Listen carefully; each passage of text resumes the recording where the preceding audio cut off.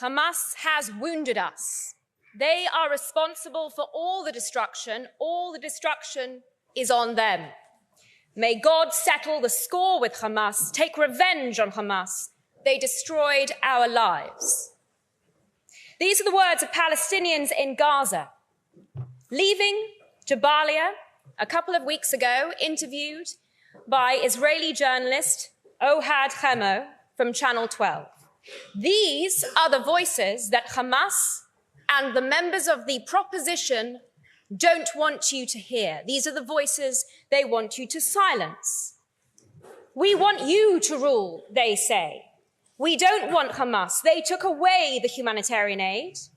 We will be killed if we say anything. The Jews bring us food, give us humanitarian corridor. May God take revenge on those who uprooted and killed us. Hamas.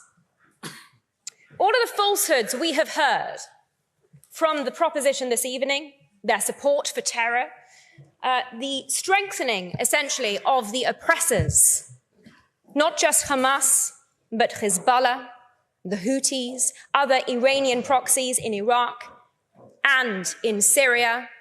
They oppress Palestinians and Israelis alike. Now, this disgraceful motion and the pretty shameful manner in which it has been handled this evening discredits this once illustrious institution. And that Jewish students have also felt intimidated from attending tonight is an extremely sad state of affairs. But I think anyone watching this debate will probably understand why.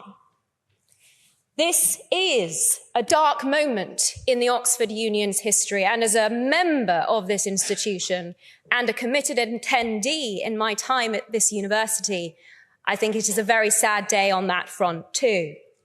Now, those who cannot argue their case flee like cowards, like Norman Finkelstein, who pulled out at the last moment and in fact now seems to be scheduled to speak tomorrow unopposed, or like Mohammed al-Kurd, who also, like a coward, left after his speech because he could not face the truth that you have heard from the opposition benches.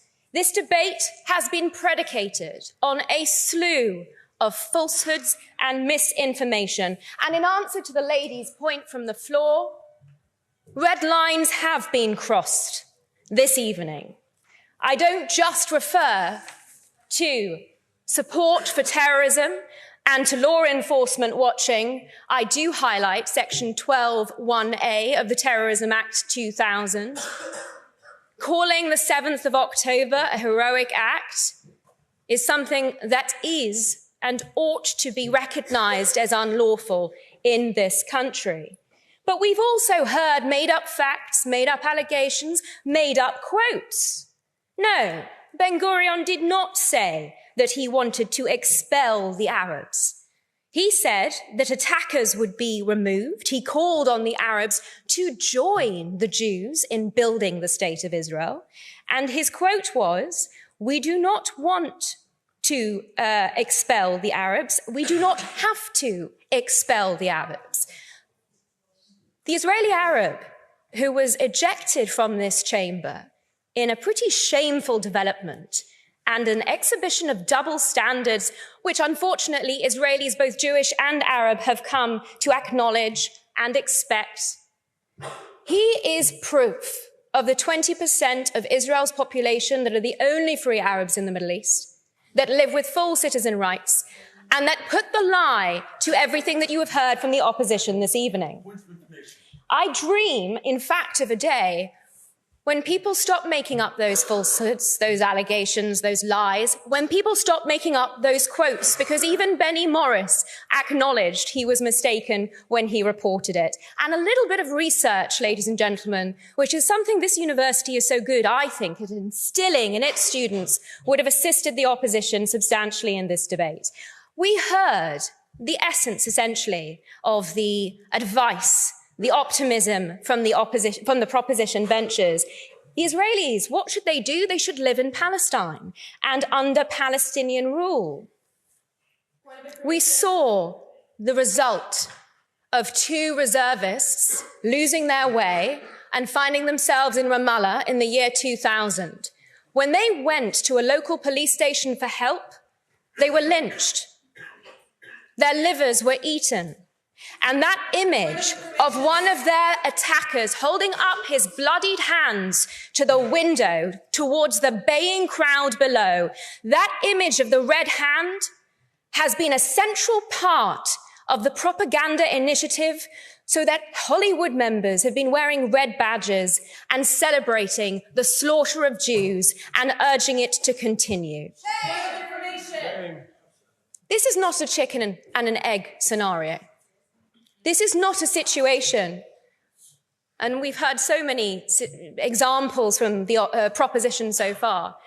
Israel has done X, Y, Z, which have never been shown or been substantiated. The creation of the State of Israel in 1948 followed massacres of Jews. The Hebron massacre in 1929. In fact, Arabs have been massacring Jews in the Middle East for centuries. This is not a chicken and an egg scenario. But we have been asked for historical and we've been asked specifically for historical context, and what I'm going to provide to you is something that hasn't come up, which is extraordinary in the context of a discussion of two legal terms, genocide, apartheid. The lack of historical context and the lack of legal context has been palpable. But I am here, so fear not, ladies and gentlemen. Apartheid. Apartheid and genocide. Well, like colonialism, ethnic cleansing, occupation, all of the other blood libels that we've heard from the proposition benches this evening. The insidious nature of these allegations is that they take the victims of a crime and they accuse those victims of committing the very crime that was imposed on them. Apartheid is a prime example. Where is there apartheid in this region, ladies and gentlemen? If we just look at the area from the river to the sea, the West Bank, Palestinian-controlled territory. And yes, the Palestinians have self-governance. They have an autonomy after the Oslo Accords established in areas A and B, where that self-governance has meant that part of the world is Jew-free. Judenrein. You've heard that word before somewhere. Jew-free also, as in Gaza, since Israel's withdrawal in 2005. Every Jew was ripped from their homes. Even the dead ones were dug up so that they could not be desecrated when that territory was handed over to Palestinian self-governance. There is apartheid, ladies and gentlemen. Herein is another perfect example of complete nonsense that seems to be opium for the masses. Gaza has a border with Egypt, and it is somewhere, unlike everyone who has spoken in this debate, I actually went to in September on the ground in Gaza and inspecting the tunnels that exist under the border between Gaza and the Egyptians. One of them was big enough to drive military-grade vehicles through. There was soot on the walls because of the vehicles that had come backwards and forwards, resupplying Hamas with Iranian military might right under an Egyptian command tower. So I invite anyone who is taken in by this nonsense simply to look at a map. Apartheid, you have heard debunked by those that have grown up in Israel and experienced it, the opportunities that Israeli Arabs have. The lie is perpetrated by infantilizing the Palestinians and ignoring the self-governance that exists in Gaza, in the West Bank, and organizations like Amnesty International and Human Rights Watch lie about what the position is. They conflate Israeli Arabs, such as the gentleman who was ejected from this chamber. They conflate Israeli Arabs with those who have self-determination under the autonomy of the Palestinian Authority. But then we come to this obscene allegation of genocide. And yes, the term coined by the Jewish jurist Raphael Lemkin in the aftermath of the Holocaust to provide a legal terminology to the Jewish experience of being targeted because they were Jews for extermination. And when the proposition referred to the definition, they left out two very critical words: as such. This is to do with intentionally targeting a group as such, because of the group that they belong to. That was the Jewish experience in the Holocaust. It was also the experience of Jews on the 7th of October, when those acts that delusional third speaker referred to as heroic deliberately targeted Jews because they were Jews for rape, slaughter, torture, mutilation, and kidnap. If they cannot acknowledge that, they have much bigger problems than the ones that they profess to you this evening. Genocide is a slur being alleged against the real victims of genocide in this case, because it is providing a legal hook. The speaker will be heard. A legal hook. I'm glad actually that there is an opportunity for someone to be heard that can speak about what the ICJ actually found so far in the genocide case. Because unlike the speakers who have been invited this term, including Hussam Zumlot, who repeatedly lies about what was found by the International Court of Justice in their provisional measures order, and unfortunately he wasn't challenged when he was here as a guest earlier this term, the ICJ has not found that there is plausible genocide or a risk of plausible genocide or anything of the sort. And I honestly thought that after Joan Donoghue, the former president of the ICJ, went on hard talk on the BBC to correct this falsehood, it would stop being repeated, but clearly not in institutions like the Oxford Union. Genocide is simply the latest version of the blood libel that is being propagated against Jews because they are Jews. And it is a blood libel not because it is targeting Jews, but because it is false. It is the falsehoods that have been coming out of the proposition benches this evening that are nothing new, because unfortunately, the oldest hatred, the hatred of the Jews, goes hand in hand with lies about them. Then we had this notion of colonialism. When one considers who the indigenous people in that territory are, Jews, indigenous to Judea, the notion that Israel is a colonial entity is laughable. One only needs to look at the archaeology. One of the major focuses, though, of this allegation of genocide is the falsehoods that we've heard about the last 13 months of Israel's campaign against Hamas and other Palestinian terrorist groups in Gaza. And when I was there, I also witnessed the challenges that the IDF was dealing with. Civilian houses booby-trapped in order to try and kill as many IDF soldiers as possible as they sweep through these areas seeking to evacuate civilians and target the Hamas who embed themselves in them. The notion that even the use of human shields that Hamas is proud of was disputed this evening starts to reveal the ridiculous position that the proposition have adopted. But there are root causes here, very important root causes that actually go hand in hand with all of the falsehoods that we have heard. It is either being put to you from a position of ignorance, or there is something far more malicious behind the falsehoods that have been repeated, emphasized, embellished even over the course of this evening. Indoctrination is at the core of the perpetuation of this conflict. When Palestinian kids are taught from kindergarten up that the highest calling in life is to slaughter as many Jews as possible and become a martyr, peace is being pushed further and further away.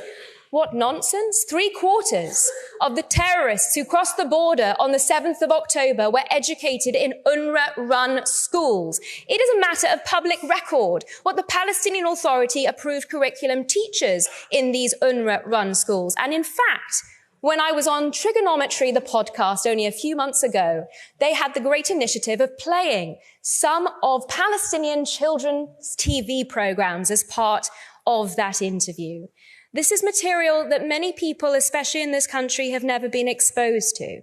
I encourage you to view it, because it will tell you everything that you need to know about the bloodlust and the terrorism and the indoctrination that is going to push this conflict on for decades more unless it is grappled with and unless the international community's complicity in it is likewise grappled with.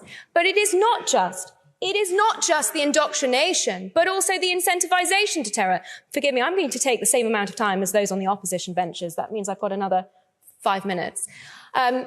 we have heard very little this evening about the Palestinian Authority Pay for Slay program, which encourages terrorism by rewarding terrorists according to how many Jews they have slaughtered, the severity of their sentence, their time in Israeli prisons.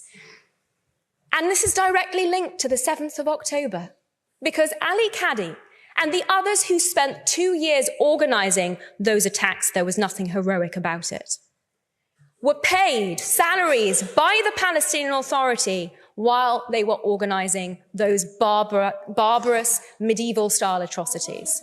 The so-called moderates in this equation, really? They're also incentivizing the continuation of that genocidal war against the Jews. Now, one of the massive areas of misinformation this evening has been the issue of aid being provided by Israel into the Gaza Strip, being facilitated. I checked the COGAT website over the course of this debate. I had quite a lot of time on my hands, ladies and gentlemen. 1,149,932 tons of aid. That's 58,101 trucks. 1% of the international aid, the trucks that the international community has attempted to send into Gaza, Israel has stopped for security reasons. And the calorie count is significant because over 3,000 calories a day have been going into the Gaza Strip per individual there. Why? Why do we not hear criticism calling out of the causes of Palestinian suffering? The quotes that I read out to you at the very beginning of my speech were against Hamas. But it's not just Hamas that has contributed to this. Where is the condemnation of Egypt? Where are the calls for Egypt to comply with its international law obligations? Those that it signed up to in the African Union Convention on Refugees, that it acceded to in 1980, to open the border and allow the passage of civilians fleeing civil disorder in Gaza. Those are its international law obligations. I haven't heard anything from the proposition on that this evening, which is why I agree with the rest of my speakers. They don't care about the Palestinians. Their focus is on the eradication of the state of Israel, and they are peddling in blood libels to seek to achieve it. We had the speaker who left the debate, I mean, in and of itself, a rather shameful disregard for the tradition of the Oxford Union, referenced, in fact, his own case of Sheikh Jarrah, a property that was purchased in 1875 by two rabbis and put into family trust, that was then seized by Jordan when it ethnically cleansed the Jews of East Jerusalem and occupied that territory in 1948. That property that Mohammed al-Kurd was referring to came into the hands of the Jordanian custodian of enemy property. And instead of transferring the ownership of that property, which would have later even been respected, albeit being unlawful, forgive me, but the other speakers had quite a deal longer. I've been keeping time, 20 minutes on the last count. So that Jordanian custodian of enemy property issued a couple of leases over it. Now, leases require rent and they require compliance with the conditions. Neither of those have been forthcoming from the first speaker from the opposition and his cohabitants, illegal squatters who have been given time after time, in fact, 50 years of litigation by the courts in Israel, an opportunity to get their house in order. But of course, they have no regard to the law. They have no regard to the facts. Ladies and gentlemen, what we have seen on display this evening is a continuation and a perpetuation of the falsehoods against Israel in order to draw you into those falsehoods. There have been references to useful idiots this evening in response to some of the comments from the floor. I do not believe that you are useful idiots. You would not be at this institution if you were. Could the secretary give the speaker 1 more minute the same way Ms. Susan had? Well, I was going to go to the end of the time of the previous speaker because I stick to rules and precedent.